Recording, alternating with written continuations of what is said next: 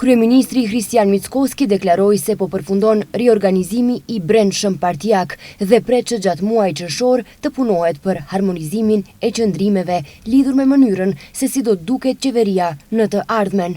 Ai tha se VMRO-DPMNE do dalë me qëndrimin e vet, por dëshiron të dëgjojë edhe pozicionet e partnerëve të tjerë të koalicionit.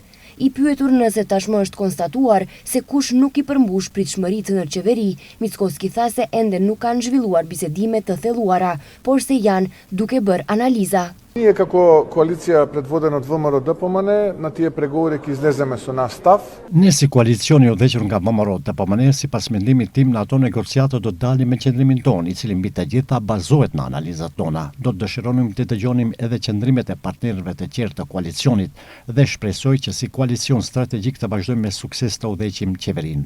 I pyetur nëse ministri Fatmir Limani do të mbetet edhe më tej pjesë e qeverisë, Mickoski tha se për këtë duhet të përgjigjet udhëheqësia e koalicionit Vlen, për të cilin thekson se është partner strategjik në kuadër të qeverisë.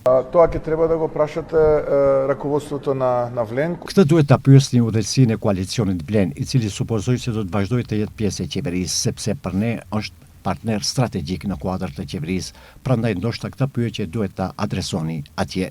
Sa i përket mundësisë për rishpërndarje të fuqisë politike në për resoret e qeverisë, duke pasur parasysh se Znam ka një deputet më pak, Mickoski tha se VMRO-DPMNE po bën analiza.